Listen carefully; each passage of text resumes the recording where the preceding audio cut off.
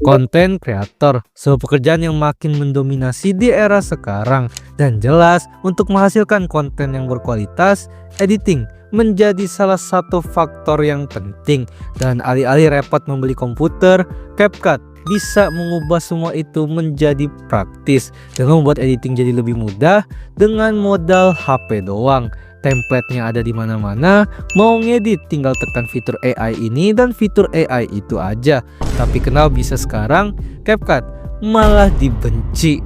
Loh kok bisa? Jadi inilah kekikiran dari aplikasi CapCut. Dan kali ini gue bahas yang santai aja.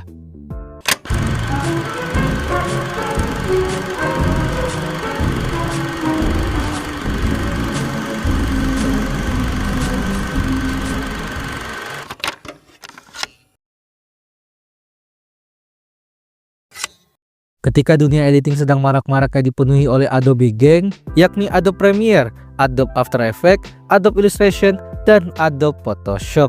Itu pun bisa dimaksimalkan jika kalian pengguna PC aja. Sedangkan untuk orang-orang yang tidak punya komputer, apalagi di negara Indonesia yang memang orang kebanyakan pasti menggunakan HP, walaupun di HP ada aplikasi-aplikasinya benar-benar cukup riweh atau malah terlalu simple.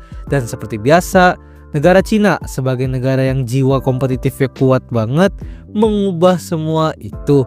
Dan seperti biasa lagi, ByteDance sebagai pemilik aplikasi TikTok yang jelas menjadi aplikasi paling populer di dunia saat ini, akhirnya membuat sebuah aplikasi editing yang isinya mempermudah proses editing. Semua visual-visual yang dulu hanya bisa dikerjakan di software editing profesional malah bisa dibuat menggunakan HP. Aplikasi ini bernama VIA Maker atau Jianying yang dirilis pada tahun 2019 di negara Cina dan berubah menjadi CapCut sejak dirilis secara global pada tahun 2020. Dan aplikasi ini jelas menjadi populer selain dari memang aplikasi CapCut terafiliasi langsung dengan TikTok yang memang sudah menjadi aplikasi nomor 1 di dunia. Saat awal rilis, CapCut jelas banyak sekali menyediakan fitur-fitur editing yang benar-benar profesional ketimbang pesaingnya. Udah gitu, editingnya dilakukan dengan format portrait tanpa harus ribet memiringkan HP. Bayangkan untuk membuat efek outline bersinar-sinar yang rumit harus dikerjakan dengan sebegitu detailnya di Adobe After Effects. Tapi di CapCut semua step tersebut hanya bermodalkan AI aja. Bayangkan juga kalian ingin membuat sebuah video lucu menjadi green screen, masking manual benar-benar membuat waktu dan fokus yang detail banget. Tapi dengan CapCut semua hanya membutuhkan satu tombol aja, alias ya fitur AI-nya lagi. Belum lagi auto generated text dan fitur-fitur lainnya. Di kalangan para editor, CapCut bahkan dicap sebagai aplikasi haram saking praktisnya. Bahkan sampai sekarang pun CapCut tetap menjadi pilihan software editing yang nyaman bagi para konten kreator, apalagi konten kreator yang terafiliasi langsung oleh TikTok. CapCut bahkan sampai bisa merilis versi lebih profesionalnya lagi dengan merilisnya di platform PC. Tapi bagaimana bisa aplikasi yang dipuja-puja konten kreator TikTok ini atau bahkan editor justru sekarang dibenci, dimana sudah banyak sekali konten kreator yang membahas kalau CapCut yang sekarang itu jelek.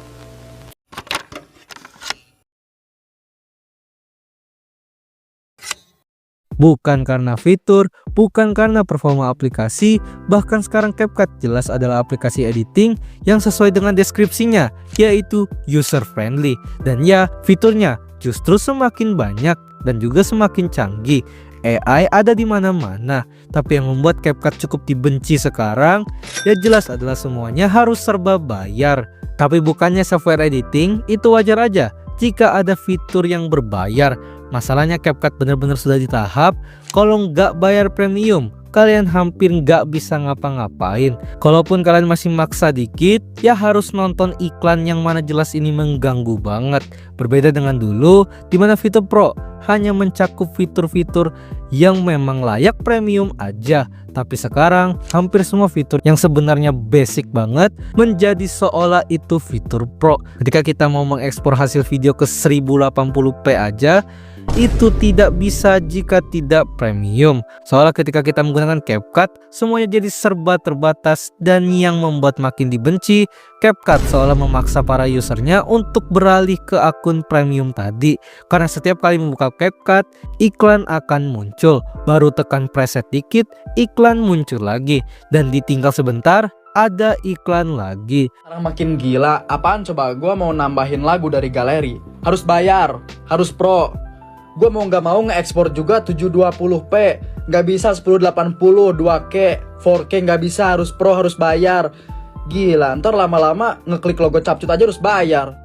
Tapi jelas semua kebencian ini muncul karena sejak awal CapCut mencap dirinya menjadi sebuah aplikasi editing yang user friendly banget. Sedari awal CapCut juga disukai, ya jelas karena fitur-fitur praktis tadi itu gratis. Sehingga ketika semua fiturnya sekarang kesannya ya bayar-bayar mulu, ya jelas mayoritas pengguna CapCut tidak terima. Padahal dari semua software dan aplikasi editing yang memiliki fitur yang sama profesionalnya, CapCut cenderung memiliki harga biaya langganan yang justru lebih murah. Tinggal apakah biaya tersebut worth it atau tidak aja. Sebagai content creator yang jika editingnya jadi bagus sehingga berpotensial menghasilkan pendapatan yang lebih besar lagi, tidak ada salahnya untuk melakukan upgrade premium. Tapi jika memang masih belajar dan hobi editingnya kecil-kecilan, ya mungkin masih berat. Jadi apakah CapCut memang sekikir itu? Biar kalian jawab di kolom komen. Terima kasih telah menonton video ini. Gimana? Apakah kalian CapCut user? Silahkan komen aja. Memang di POV kita sebagai konsumen biasa yang emang gabut doang, fitur yang terlalu terbatas ini memang sangat menyebalkan. Tapi di sisi lain di POV content creator, ya harap maklum aja. Toh langganan sendiri adalah bentuk support agar aplikasinya jadi lebih baik juga. Sehingga konten-konten yang diedit dan dihasilkan bisa lebih baik. Jadi kalian suka segmen ini gak? Bisa banget buat like dan share video ini juga. Jadi jangan lupa subscribe Dazzle. Dah.